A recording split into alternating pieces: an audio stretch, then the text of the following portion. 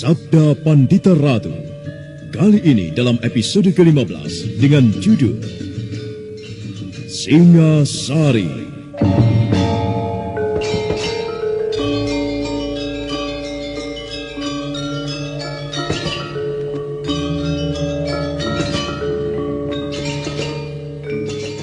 Dalam seri ke-441 ini, dengan para pemain, M. Abud sebagai Ken Arok, Nanang sebagai Diposari, Lili Nur Indah Sari sebagai Ken Umang, Ferry Fadli sebagai Kamaswara, Ivona Rose sebagai Pinaka Swasti Ratu, Ashari sebagai prajurit, dan Asdi Suhastra, pengantar cerita.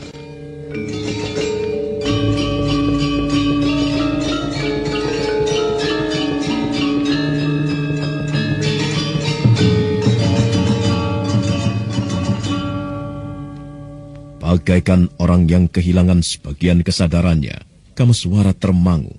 Kamaswara tidak berbuat apapun, tidak juga mencegah ketika bayangan Rakai Walengpu Kumbayoni yang menampakkan diri di hadapannya itu kemudian mengabur untuk kemudian lenyap. Tetapi apa yang telah diucapkan oleh Rakai itu menggores dalam relung jantungnya.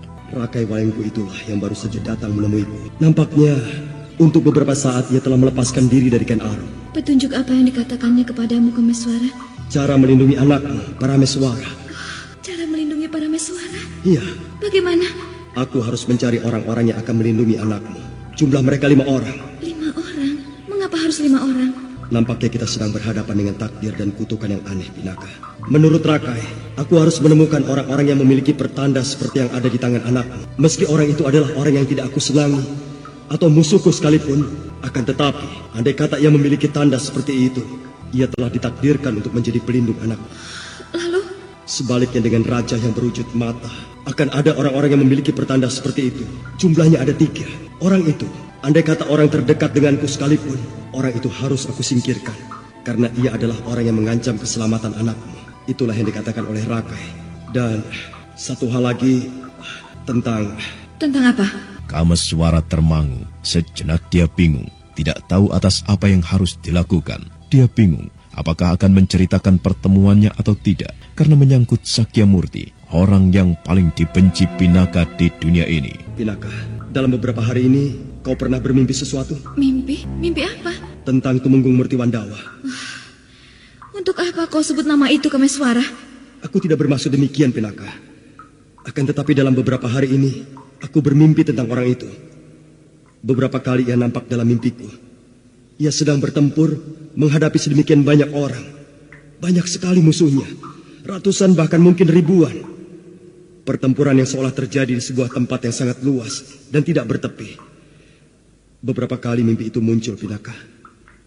Kemudian kali yang lain, aku memimpikan orang itu nampak melambaikan tangan perpisahan kepadaku. Rakai Walengpu Kumbayoni mengatakan mimpiku itu adalah gambaran dari kejadian yang sebenarnya. Gambaran dari kejadian yang sebenarnya? Iya. Artinya orang itu sekarang telah mati? Mati dalam pertempuran menghadapi musuh yang tidak terbilang jumlahnya? Bukankah demikian yang dimaksud dengan gambaran dari kejadian yang sebenarnya itu? Iya. Aku tidak keberatan. Aku tidak keberatan dengan kematiannya. Untuk apa aku harus keberatan? Orang itu bukan apa-apaku. Pinaka, aku pernah mengalami kepahitan seperti yang kau rasakan. Aku menyimpan rasa kecewa segunung anakan ketika aku mengetahui aku bukan anak kandung Ki Ageng Pesanggaran. Lebih-lebih setelah aku mengetahui Sakyamurti membuangku karena mengira aku lahir dari buah penyelewengan istrinya. Aku mendendam. Aku sangat kecewa, Pinaka. Namun pengalaman kemudian mengajarkan kepadaku, yang kemudian menumbuhkan pertanyaan kepadaku. Untuk apa aku memanjakan perasaanku dengan bongkahan-bongkahan dendam itu? Untuk apa aku menyimpan bongkahan rasa sakit hati di dada? Kamaswara, kau hanya merasakan kecewa dan dendam yang besarnya hanya segunung anakan. Akan tetapi aku lain. Aku merasakan dendamku sebesar gunung Mahameru dan Batu. Aku tidak bisa melupakan apa yang dilakukan kepada ibuku. Ia memperkosa ibuku yang kemudian menjadi kelahiranku. Ia membunuh ayahku Galuurang. Orang yang aku dambakan menjadi tumpahan perasaanku. Aku tidak bisa melupakan semuanya itu, Kamaswara. Biar saja orang itu sekarang. Biar saja orang itu mati dengan diranjam 1000 orang. Aku tidak peduli. Pinaka, nampaknya kau perlu mengintip ke kedalaman hatimu atau menyempatkan merenungkan. Aku tidak perlu merenungkan lagi. Setiap renungan yang aku lakukan akan membuat sakit hatiku semakin berkobar. Terserah denganmu. Apa yang kau rasakan, Kameswara? Apakah kau akan bersedih sebagaimana layaknya seorang anak yang kehilangan ayahnya? Aku tidak peduli. Aku tidak berminat untuk membicarakan soal itu lagi. Kameswara termangu bagaikan arca gupala. Matanya tertuju pada titik-titik air yang jatuh dari langit-langit gua, membuat lingkaran gelombang yang melebar pada permukaan kolam.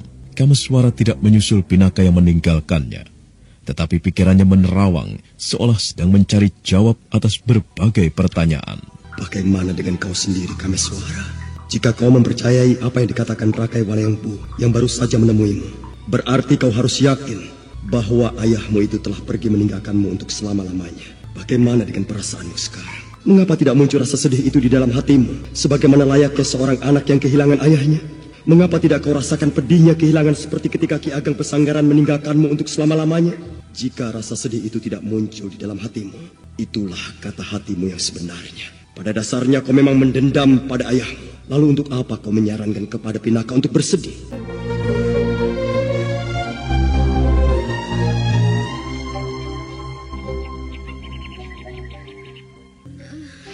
Tuanku. Kau terkejut, Umang? Tuanku tiba-tiba telah berada di sebelah hamba. Kau nampaknya tidur lelap sekali. Hamba, tuanku, sampai larut tengah malam sebenarnya hamba tidak bisa tidur. Karena memikirkan aku? Kemanakah sebenarnya tuanku pergi? Apakah di sekitar daerah ini tuanku mempunyai gadis simpanan yang harus tuanku kunjungi? Tidak, Ken Umang. Tetapi aku memang baru saja menemui 2 orang perempuan. 2 orang perempuan? Ya, yang seorang perempuan tua, yang seorang lagi anaknya. Siapakah mereka, tuanku? Anak dan istri Temenggung Murtiwandawa. Mereka tinggal kira-kira membutuhkan hampir separuh malam perjalanan berkuda dari tempat ini. Aku menyempatkan menemui mereka untuk menyerahkan abu jasad Paman Temenggung Murtiwandawa. Mengapa tuanku harus melakukannya sendiri? Kenapa, Ken Umang? Apakah menurutmu ada yang salah? Tuanku adalah seorang raja. Tuanku tidak perlu melakukan pekerjaan itu. Tuanku bisa memerintahkan kepada seorang prajurit untuk melakukannya. Atau tuanku bisa memanggil kedua perempuan itu menghadap ke Tumapel untuk menerima abu jasad suaminya itu. Barangkali kau benar, Umang. Memang ada hal-hal yang tidak pantas dikerjakan oleh seorang raja. Tetapi biarlah aku menemui anak dan istri Paman Murtiwandawa itu secara langsung. Karena ada sesuatu yang harus aku sampaikan kepada mereka yang tidak mungkin jika aku mengutus orang lain. Juga tidak mungkin memanggil mereka menghadapku ke Tumapel. Tuanku seorang raja yang memiliki wewenang tidak terbatas. Tuanku berhak memanggil mereka. Nuraniku yang tidak sanggup melakukannya, Umang.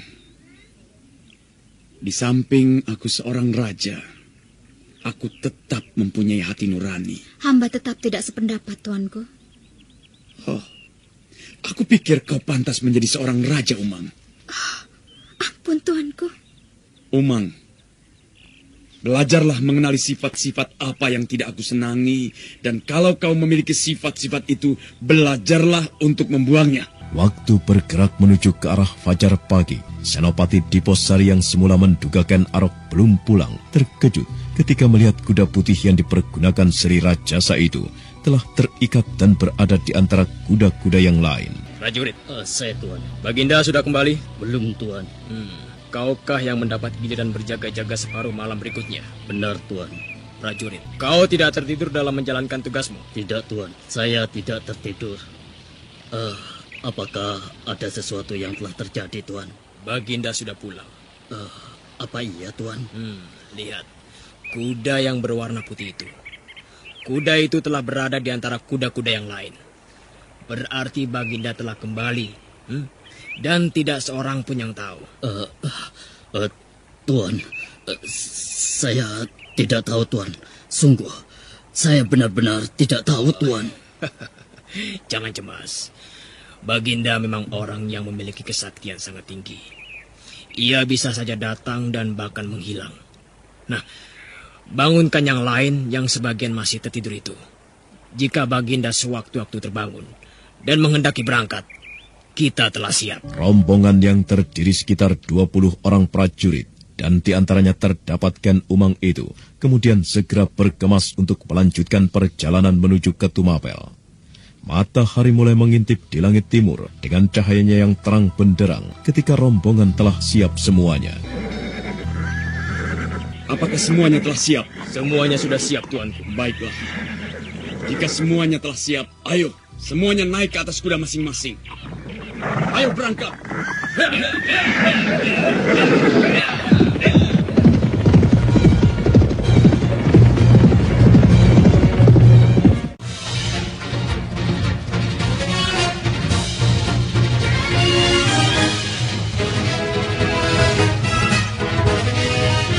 Rombongan itu kemudian berderap bagaikan berpacu dengan gerak angin, meninggalkan debu yang mengepul tebal ketika melewati daerah bertanah debu dan kering. Beberapa orang yang berada di sebuah bulak bertanya-tanya dalam hati, siapakah gerangan rombongan yang lewat itu? Sementara waktu terus mengiringi perjalanan mereka yang tiada henti. Pagi bergeser ke siang dan bergeser lagi ke sore, hingga saatnya malam yang kedua pun datang. Rombongan itu kemudian berhenti di tepi sebuah hutan, di dekat sebuah sungai kecil. Sekali lagi mereka membangun perkemahan.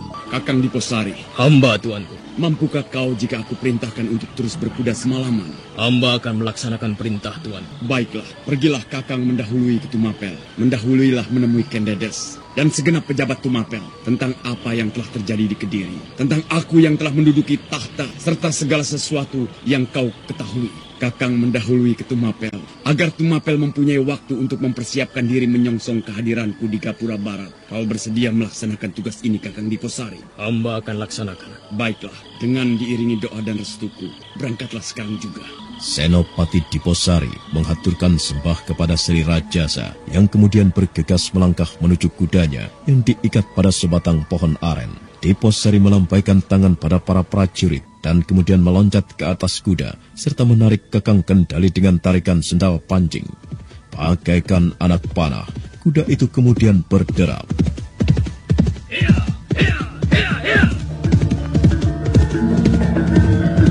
Semalaman Senopati Diposari berkuda menuju sisa perjalanan, dan ketika pagi berikutnya datang, Diposari telah sampai di istana Tumapel. Prajurit pengawal istana segera mengantarkan Diposari menghadapkan Dedes.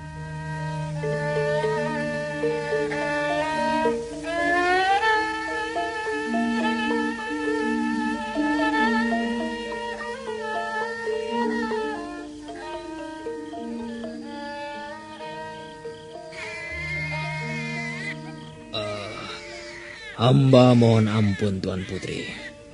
Hamba yang lancang mengajukan permohonan untuk menghadap sepagi ini. Tunggulah di Paseban dalam, Kakang Diposari. Biarlah aku akan menenangkan Anusapati lebih dulu. Hamba, tuanku. Senopati Diposari beringsut. Sekilas dia sempat melihat bayi yang berada di pembaringan di samping Ken Dedes yang sedang duduk.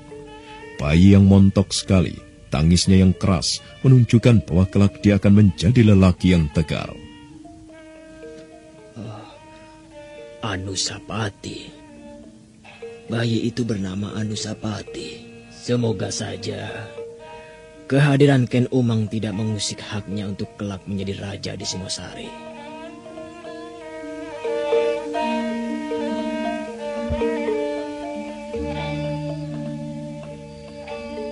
Hamba menghaturkan sembah, Tuan Putri. Aku terima sembahmu, Kakang Diposari. Berdebar rasanya menerima kedatanganmu.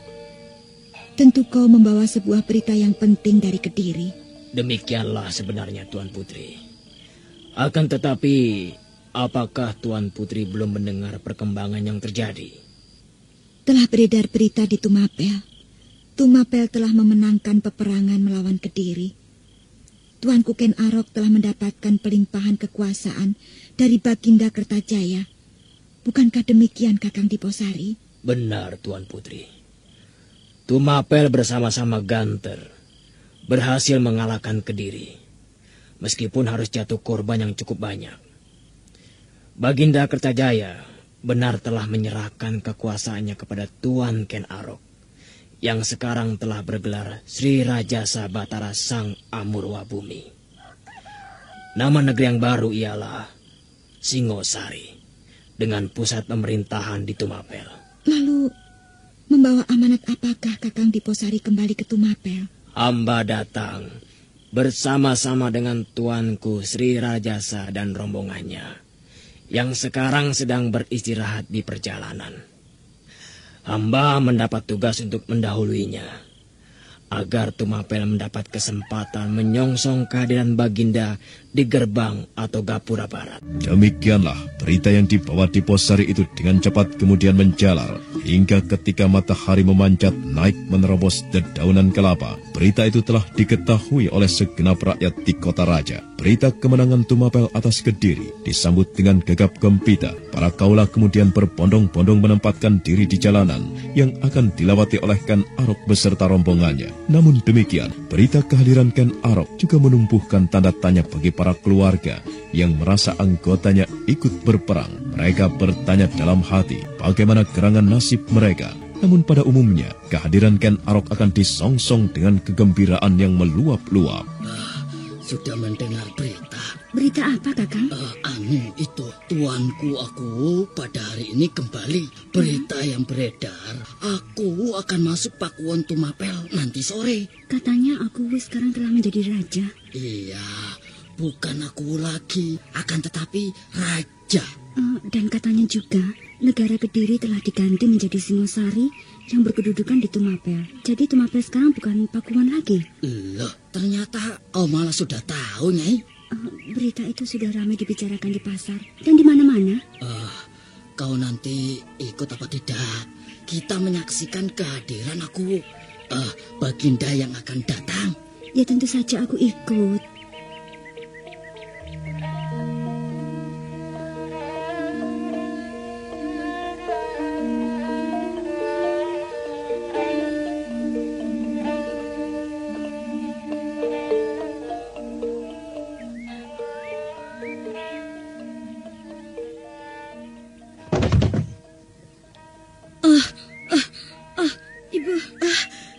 Ada apa, Nduk? Ibu sudah mendengar kabar. Kabar apa, Nduk? Aku Ken Arok yang menang perang hari ini kembali.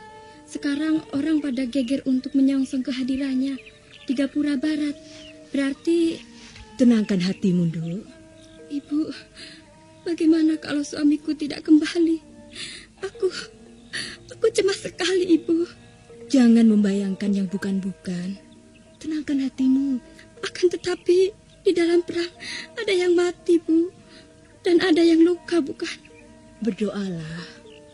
Semoga Yang Batara Agung memberikan perlindungan pada suamimu. Tenangkan hatimu, Tonduk. Semakin waktu bergerak ke arah siang, maka kesibukan yang luar biasa terjadi di Tumapel. Semakin banyak orang-orang yang berbondong-bondong ke jalan yang akan dilewati Ken Arok. Di istana Tumapel sendiri, persiapan untuk menyongsong kepulangan Ken Arok semakin matang. Namun dalam pada itu, ada seseorang yang nampak gelisah, hatinya tidak tenang. Jagat Dewa Batara yang dan Dumadi, kenapa aku sedemikian gelisah? Sebenarnya, bisa saja aku tidak perlu memikirkannya, dan aku tidak peduli, dan aku menganggapnya tidak ada. Ken Umang, kenapa Ken Arok bisa tergila-gila kepada perempuan itu? Kenapa Ken Arok sampai kepincut dengannya? Kasihan Tuan Putri Kendedes. Ia akan menyaksikan kenyataan yang menyakitkan dengan kehadiran suami yang menggandeng perempuan lain. Dewa-dewa di langit, kenapa harus ada peristiwa semacam ini? Salahkah jika aku meramal Singasari dipayungi mendung tebal? Senopati Diposari yang gelisah berusaha mengenyahkan gejolak dadanya itu dengan menyibukkan diri mempersiapkan penyambutan terhadap Ken Arok. Dia ikut sibuk di alun-alun, namun tiba-tiba dadanya berdesir. Dia melihat seseorang yang semula tidak menarik perhatiannya. Orang itu duduk berteduh di bawah pohon beringin kurung. Tidak salahkah penglihatanku? Yang di sana itu adalah Bapak Logawe? Apa kabar Bapak? Kabar baik, anak Mas Diposari. Bukan main. Apa yang bukan main, anak Mas? Aku mengira Bapak Logawe berada di Kediri. Ternyata justru berada di sini. Bapak seperti mampu berada di mana-mana. Jangan-jangan Bapak mempunyai kemampuan ngeraga sukma. Di sini ada Bapak Logawe. Namun saat sekarang juga, di Kediri sana juga ada Bapak Logawe. Bagaimana mungkin aku bisa berada di beberapa tempat sekaligus, anak mas? Bapak, aku merasa bersyukur sekali dapat bertemu dengan Bapak. Aku terpaksa membagikan kegelisahan hatiku ini kepada Bapak Logawe. Ya, barangkali Bapak Logawe bisa berbuat sesuatu untuk menyelamatkan Singasari di masa yang akan datang. Menyelamatkan Singasari di masa yang akan datang? Ada apa dengan Singasari di masa datang, anak mas?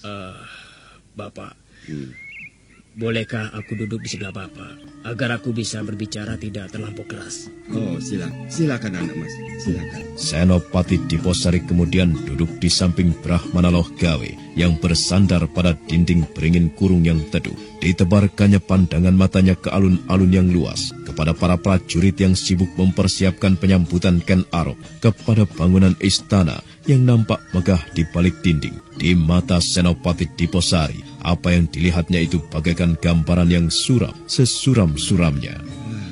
Aku sudah siap mendengarkan, anak mas. Bapak, bagaimanakah Bapak melihat Singosari? Sebuah masa depan yang baru, anak mas. Setelah Kediri berhasil diruntuhkan, ya, bukankah Singasari menjanjikan masa depan yang lebih baik? Setelah sekian lama Kediri dibelenggu oleh keadaan yang tidak menentu. Justru sebaliknya denganku, Bapak. Apa yang anak mas lihat? Aku melihat bayang-bayang yang suram yang menaungi langit Singasari di masa yang akan datang. Tentunya anak mas memiliki alasan, bukan? Karena seorang perempuan, Bapak. Seorang perempuan? Maksud anak mas? Seorang perempuan yang bukan dari jenis perempuan yang baik. Perempuan itu yang menyebabkan Singasari berada dalam bayang-bayang yang suram. Ya, nama perempuan itu Ken Umang. Dia seorang pelacur. Dan anehnya, Ken Arok tergila-gila kepadanya. Jika Ken Arok mengambil perempuan itu jadi istrinya, maka entah apa yang terjadi di masa yang akan datang. Bukankah hal semacam itu sudah biasa, anak mas? Bukankah lumrah? Lumrah saja jika seorang raja memiliki lebih dari seorang istri. Garwa ampean atau selir. Bapak Logawe, ketika menjelang peperangan beberapa hari yang lalu, Ken Arok telah mengumumkan diangkatnya Anusapati yang baru saja lahir sebagai Pangeran Pati. Pangeran yang berhak menggantikan ayahandanya untuk menjadi raja. Bapak, bukankah Bapak tahu anak siapakah sebenarnya Anusapati itu? Anusapati bukan anak Ken Arok, Bapak. Akan tetapi keturunan aku Tunggul Ametu. Brahmana Logawe mengangguk-angguk. Dia mulai mengerti kemana sebenarnya arah pembicaraan Senopati Diposari. Brahmana Logawe mencoba membayangkan cara berpikir Senopati Diposari. Bagaimana sebenarnya masa depan Singosari yang suram itu.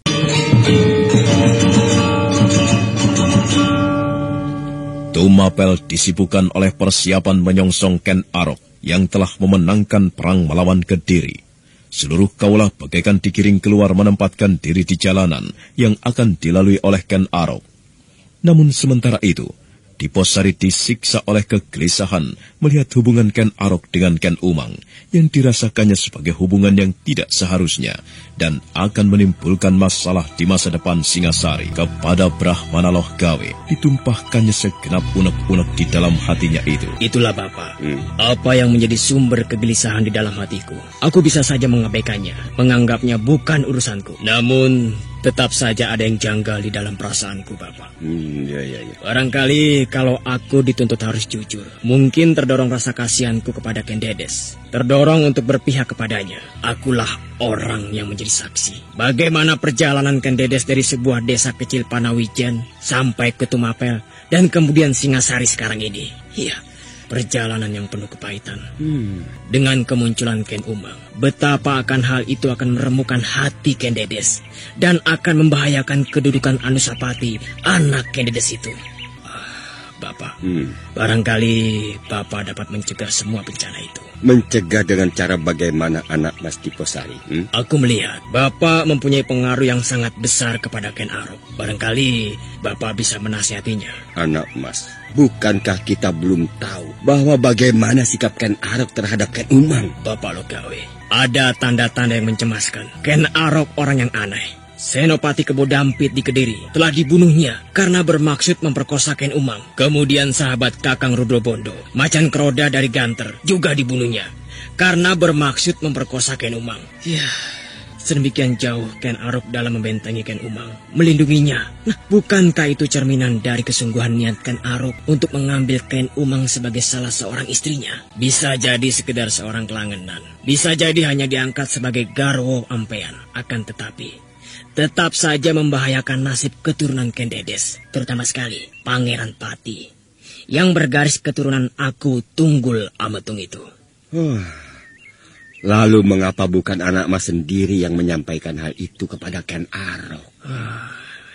Aku telah membayangkan. Bagaimana kira-kira nasibku, Bapak? Baiklah, anak Mas. Aku akan mencoba menemui Ken Arok dan menyampaikan kegelisahan hatimu. Semoga saja Ken Arok masih mempunyai rasa segan kepadaku. Meskipun sekarang ia telah menjadi seorang raja yang memiliki kekuasaan yang tidak terbatas. Terima kasih, Bapak. Aku berdoa semoga Bapak berhasil. Jika Bapak berhasil, Bapak telah menyelamatkan Singasari dari pertikaian garis keturunan. Demikianlah, manakala matahari yang semula tepat berada di atas kepala telah bergulir dan semakin doyong ke arah barat, akhirnya rombongan berkuda yang dipimpin oleh Ken Arok itu datang, disambut dengan luapan yang gemuruh.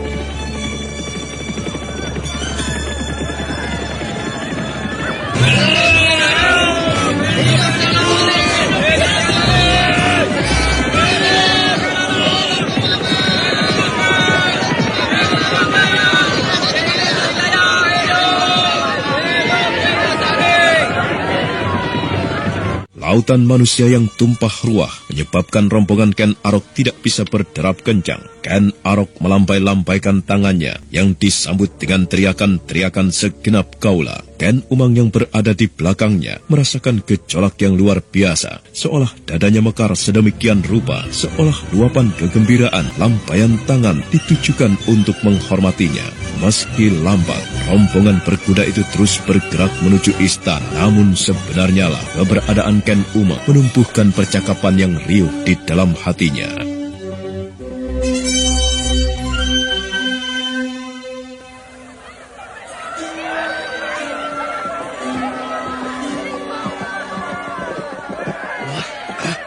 Cantik sekali perempuan itu.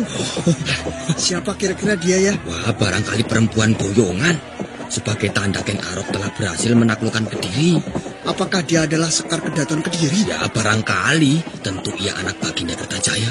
Tidak nampak bayangan kesedihan di wajahnya. Kenapa? Aneh. Kalau ia anak Raja Kediri, mestinya sebagai perempuan boyongan akan terlihat sedih. Wah, barangkali saja ia senang. Akan diapakan kira-kira perempuan itu ya? Wah, bodoh sekali kamu itu. Perempuan cantik kok diapakan? Kalau diberikan kamu, kira-kira kamu apakan aja? Maksudku bukan itu. Oh, bagaimana? Aku, Ya. Baginda Ken Arok telah mempunyai seorang permaisuri, Tuan Putri Ken Dedes. Bahkan telah memiliki seorang anak lelaki yang telah diangkat menjadi Pangeran Pati. Lalu akan didudukan sebagai apa perempuan itu? Sebagai permaisuri kedua? Ya, tidak ada yang namanya permaisuri itu kedua. Permaisuri itu hanya satu. Kalau ada yang kedua, itu ampean atau kelangenan silir. Selir. Ampuh.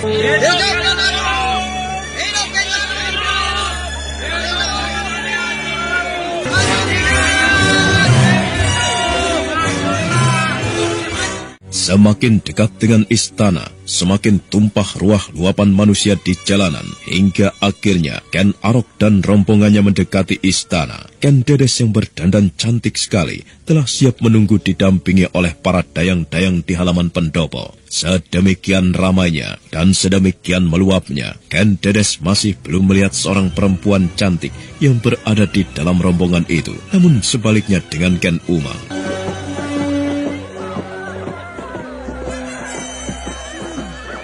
Itu rupanya permaisuri baginda yang bernama Ken Dedes. Cantik juga, cantik dan anggun. Akan tetapi, aku melihat ia bukan jenis orang yang tegar dalam menghadapi hidup. Ia tentu akan tergilas oleh kehadiranku. Lihat saja Ken Dedes, siapa di antara kita yang akan memenangkan persaingan merebut hati baginda Sri Raja Sabatara Sang Amurwa Bumi? Kau cantik, akan tetapi aku juga cantik. Sekarang, siapa yang lebih prigel melayani baginda? Demikianlah, Ken Arok telah turun dari kudanya, kemudian diikuti oleh segenap rombongannya. Ken Dedes menyembah tanpa berjongkok, kemudian mendekati sebuah tempayan yang berisi air kembang bunga setaman. Diambilnya segayung, kemudian disiramkan ke dua kaki suaminya.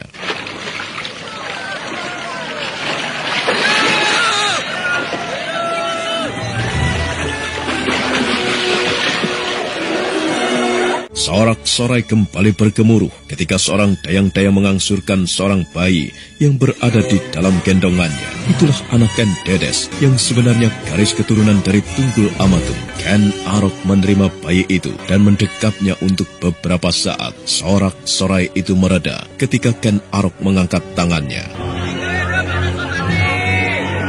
Saudara-saudaraku terkasih, segenap kaula Singasari. Hari ini adalah sebuah hari yang gilang gemilang bagi kita semua. Karena apa yang kita harapkan telah menjadi kenyataan. Tidak sia-sia Tumapel selama ini telah menempa diri. Akhirnya seperti yang kita harapkan, Kediri yang banyak ditumbuhi oleh kekeliruan-kekeliruan itu berhasil kita tumbangkan. Dan kemudian, bagai terbitnya matahari di langit timur, lahirlah Singasari. Camkan dalam hati dan ingat-ingatlah, negara kita adalah Singasari. Negara kita bukan lagi Kediri, akan tetapi Singasari. Akan tetapi para kaula Singasari semuanya, perjuangan yang kita lakukan untuk meruntuhkan kekuasaan Kediri dan lahirnya Singasari bukanlah perjuangan yang mudah, bukan perjuangan yang murah. Berdirinya Singasari harus ditebus dengan sebuah peperangan, di mana dalam perang tentu akan jatuh kurban. Kita dihadapkan pada pilihan membunuh atau dibunuh. Kalau kita tidak mau membunuh, kita akan dibunuh. Dan itu artinya korban pun berjatuhan, baik di pihak Kediri maupun Tumapel dan Ganter. Namun percayalah, kematian saudara-saudara kita di medan peperangan itu tidaklah sia-sia. Mereka telah melaksanakan dharmanya sebagai prajurit sejati. Mereka yang gugur dalam peperangan itu akan berada di nirwana. Apa yang mereka lakukan dan korbankan itu merupakan tonggak berdirinya Singasari. Kepada para prajurit yang gugur di medan peperangan, justru merupakan suatu kebanggaan.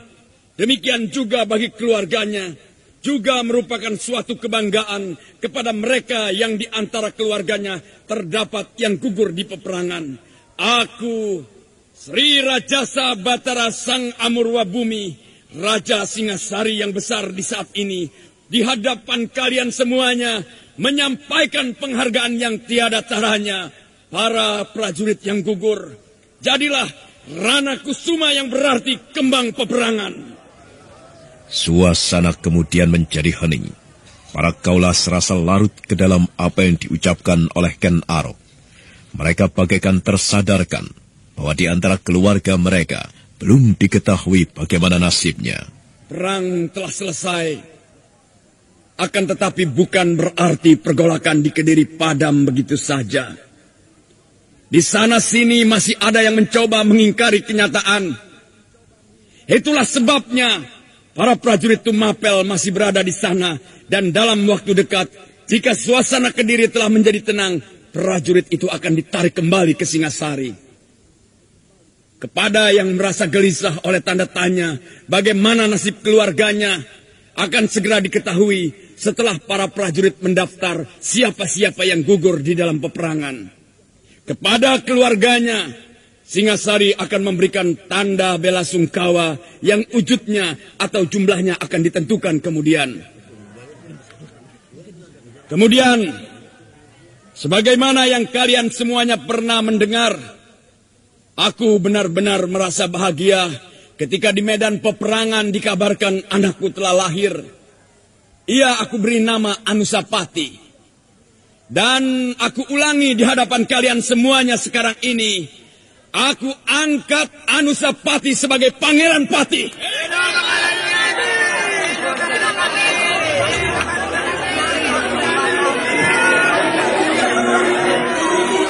Suara gemuruh yang riuh itu seperti tidak terkendali lagi. Namun riuh itu pula yang serasa mengoyak-ngoyak dada Ken Umang. Dadanya teriris sakit melihat kenyataan yang ada di hadapannya. Angan-angan yang sudah terlanjur dibangunnya bagaikan runtuh menjadi serpihan-serpihan. Ken Umang menunduk, wajahnya memerah, dan setiap gerak wajahnya tidak lepas dari perhatian Senopati Diposari.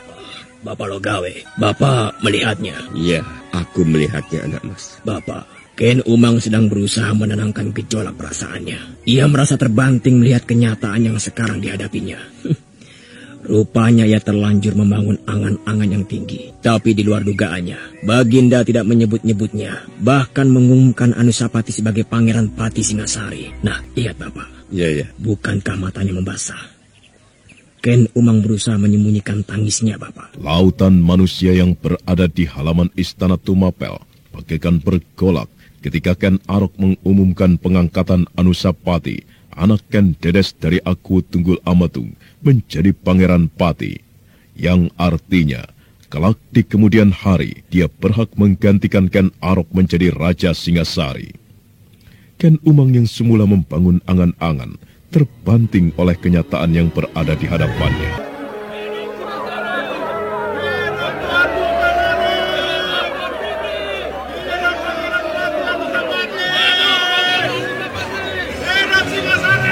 Saudara-saudaraku semuanya, para kaula Singasari, untuk selanjutnya, marilah kita isi Singasari ini dengan sebuah tatanan yang baru, sebuah cara hidup yang baru. Tidak ada gunanya kita berhasil menghancurkan Kediri dan kemudian mendirikan sebuah negeri baru yang bernama Singasari, kalau kemudian kita tidak melakukan apa-apa. Singasari harus kita bangun hingga menjadi sebuah negara gemah Ripa Loh Jinawi dan Kertatata Raharja. Singasari harus kita bangun menjadi negara yang kuat, yang mampu melebarkan wilayahnya hingga menyeberangi lautan. Tidak ada yang tidak bisa kita lakukan kalau kita mau melakukannya, termasuk membuat Singasari sebuah negeri yang jaya. Nah, para kaula Singasari, aku Ken Arok yang sekarang telah menjadi rajamu. Aku yang akan membawamu semuanya menuju tatanan hidup yang baru. Aku sekarang yang menjadi Raja Singasari, yang wilayahnya meliputi Kediri yang sebelumnya mewilayahi kita. Aku menjadi raja dengan gelar Sri Rajasa Batara Sang Amurwa Bumi. Ingat-ingat itu. Gelarku adalah Sri Rajasa Batara Sang Amurwa Bumi. Akulah Sang Amurwa Bumi, dan aku membutuhkan cahaya matahari untuk menerangi kalian semuanya. Cahaya matahari itu adalah permaisuriku, Ken Dedes. Ia yang akan menjadi sumber kekuatan dan sinar. Namun di samping matahari, aku juga membutuhkan rembulan. Matahari di tangan kananku, rembulan di tangan kiriku. Nah, para kaula Kediri, aku akan memperkenalkan kepada kalian semuanya rembulan yang aku maksudkan itu. Rembulan dan matahari mempunyai kedudukan yang sama. Ia adalah sama-sama istriku. Inilah dia, Ken Umang. Bagaikan langit pijar oleh petir yang menggelegar mengguncang dada. Itulah apa yang dikatakan oleh Ken Arok tadi. Kalimat yang tidak mendapatkan tepukan gemuruh, tetapi justru menyebabkan suasana menjadi hening. Tidak ada siapapun yang berbicara. Semuanya seperti tersihir bagaikan patung. Dan melebihi dari yang lain, Senopati Diposari merasakan dadanya sesak. Tatapan matanya tertuju pada Ken Dedes yang menundukkan wajah sedalam-dalamnya. Sementara itu, sesuatu yang sangat perih mengiris dan menyayat-nyayat permukaan hati Ken Dedes. Perempuan dari Panawijan itu bagaikan melayang, merasa bagai tidak berpijak tanah. Namun sedapat-dapatnya Ken Dedes menguasai diri untuk tetap berdiri di atas kedua kakinya. Ken Arok mengangsurkan Anusapati yang ada dalam pelukannya kepada seorang emban. Kemudian melangkah mendekati Ken Umang. Para kaula Singasari, aku perkenalkan kepadamu semuanya. Inilah Tuan Putri Ken Umang. Jika Tuan Putri Ken Dedes aku ibaratkan sebagai matahari, maka Tuan Putri Ken Umang aku ibaratkan sebagai bulan. Kedua-duanya aku butuhkan untuk mendampingiku menyelenggarakan pemerintahan di Singasari. Terimalah Tuan Putri Ken Umang untuk berada di antara kalian semua. Tidak ada tepuk tangan yang meriah menyambut kehadiran sang rembulan. Yang ada adalah tatapan terpana, kaget melihat Ken Arok begitu tega melukai hati Ken Dedes. Perempuan yang menjadi pancadannya untuk menggapai cita-cita menjadi Raja Singasari. Sudahlah Nyai, jangan menangis. Nyai, berhentilah menangisnya. Kasihan sekali Tuan Putri Ken Dedes. Aku tidak mengira Baginda akan setega itu melukai hatinya. Hati siapa yang tidak sakit, Kiai? Tuan Putri Ken Dedes harus kehilangan suaminya. Aku Tunggul Ametung. Dan sekarang, baru beberapa hari setelah melahirkan anaknya, Tuan Putri harus melihat kenyataan yang sangat pahit seperti itu. Baginda Ken Arok keterlaluan. Aduh Nyai, kamu itu ngawur saja. Jangan berani-beraninya kamu ngumpati Baginda. Sekarang yang mendengar hanya aku, suamimu sendiri.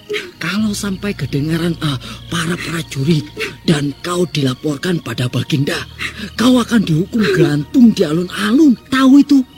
Tuan Putri, Tuan Putri. Mengapa Tuan Putri harus mengalami peristiwa yang seperti itu? Mengapa harus Tuan Putri yang mengalami?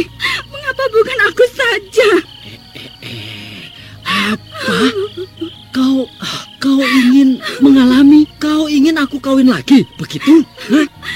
Potong burungmu kalau kau berani melakukan itu.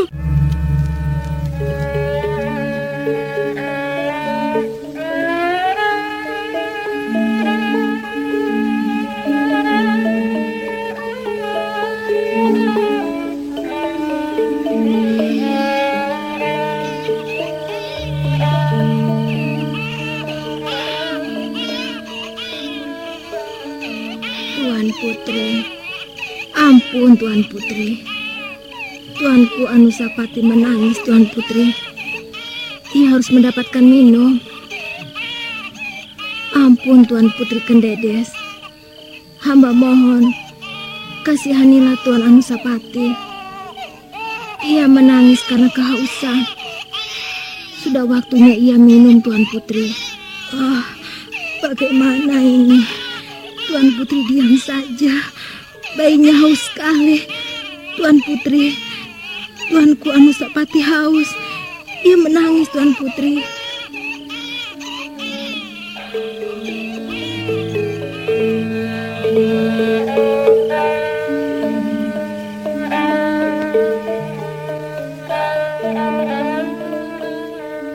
Kosong tatapan mata Ken Dedes seolah raganya tidak ditinggali jiwa. Tatapan matanya tertuju pada satu arah dan tidak berubah. meski ada orang yang melintas di depannya. Empan yang menggendong bayinya kebingungan. Dia tidak tahu harus melakukan apa. Tangis bayi yang melengking itu terdengar sampai di bangunan induk istana Tumapel atau Singasari. Ken Arok mengerenyitkan dahi. Raja itu bergegas mendekati sumber suara. Empan yang menggendong Anusapati menjadi kebingungan.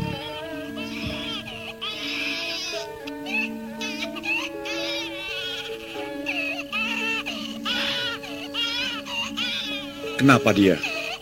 Haus, tuanku. Tuan muda Anusapati ingin menyusu. Kendedes, kau tidak mendengar kata-kataku. Kendedes, kau tidak mendengar anakmu menangis. Ia butuh minum. Kau harus memberikan apa yang menjadi haknya. Kalau kau tidak memberikan, kau sama saja dengan menyiksanya. Susui dia, Kendedes. Mengapa kau lakukan ini, Kendedes? Karena kau tidak bisa melihat kenyataan yang sedang kau hadapi. Kau tidak bisa menerima. Kau sakit hati karena aku mengambil Ken Umang pula sebagai pendampingku. Aku seorang raja, Kendedes. Aku memegang kekuasaan dan yang tidak terbatas. Siapapun tidak berhak menggugat apa yang aku lakukan. Susui anakmu. Kendedes mulai bisa hidup kembali, seolah jiwa yang melayang pergi telah hinggap kembali di dalam raganya. Dengan tatapan mata yang nanar, anak empu Purwa Surya Suci dari Panawijan itu memandang Ken Arok. Sebuah tatapan yang sebenarnya menyayat. Ada apa, tuanku? Anakmu menangis. Anusapati. Tuanku Anusapati haus, Tuan Putri. Berikan kepadaku, Emban. Ken Arok memperhatikan dengan seksama. Ken Dedes menyusui bayinya. Anusapati menyusu dengan lahapnya. Entah apa yang bergolak di dalam dada Raja Singasari itu. Namun kemudian dia bergegas melangkah pergi meninggalkan ruangan itu. Aku tidak suka dengan tangisnya. Aku tidak suka dengan lengkingan tangisnya. Ken Arok berjalan melintasi peringkitan menuju ke ruangan lain, di mana Ken Umang menunggunya. Empan yang melayani Ken Dedes berurai air mata. Dia bingung. Dia tidak tahu harus berbuat apa. Ken Dedes yang nampak diam, Ken Dedes yang lugu dan pasrah, justru telah mengkoyak-koyak hati emban itu. Semuanya telah terlambat, anak Mas Diposari. Bapak tidak akan melakukan sesuatu. Apa yang bisa Bapak lakukan? Ken Arok telah mengangkat perempuan itu menjadi salah seorang istrinya. Entah apa kedudukannya, namun Ken Arok membuat antara Ken Umang dan Ken Dedes berkedudukan sama. Bapak benar, tidak ada gunanya Bapak menemui Ken Arok. Nah, semoga keadilan Hyang Batara Agung, sifat welas asih dan asihnya akan melindungi Singasari dan melindungi masa depannya. Betapa gelapnya malam ini, dan betapa gelap pula sebenarnya masa depan Singasari. Baratayuda tengah membayangi Singasari. 3 hari lewat setelah Ken Arok kembali ke Tumapel, para panas mulai merekah di dalam istana. Di senja hari, hati Ken Dedes sedikit terhibur ketika ayahnya Empu Purwa Surya Suci datang menjenguknya. Baktiku, Ayah. Bagaimana dengan keadaanmu, Ken Dedes? Sebagaimana Ayah lihat, aku telah menerima kedatangan orang yang diutus mengabarkan kelahiran cucuku. Aku tidak segera datang karena aku memerlukan perbuasa yang aku kirimkan untuk cucuku. Siapa namanya, Ken Dedes? Anusapati, Ayah. Ia kelak akan menjadi seorang raja yang besar. Sebagaimana diramalkan, kau akan melahirkan para raja turun-temurun yang menguasai tanah Jawa ini. Ayah, apakah Ayah telah mendengar apa yang sebenarnya telah terjadi? Ayah telah mendengarnya, Ken Dedes. Tuanku Sri Rajasa telah mengambil perempuan lagi untuk melengkapi kamuktennya. Itu yang kau maksud? Aku tidak tahu, Ayah. Mengapa harus seperti ini perjalanan hidupku? Ken Dedes, Ayah bisa mengerti bagaimana perasaan kesedihanmu. terlampau berat apa yang kau sandang. Akan tetapi, Kendedes, di balik semua ini, kau tengah melakukan sebuah keprihatinan. Kau tengah melaksanakan sebuah laku keprihatinan untuk kemuliaan anak dan cucumu. Kau harus bisa tabah, Kendedes.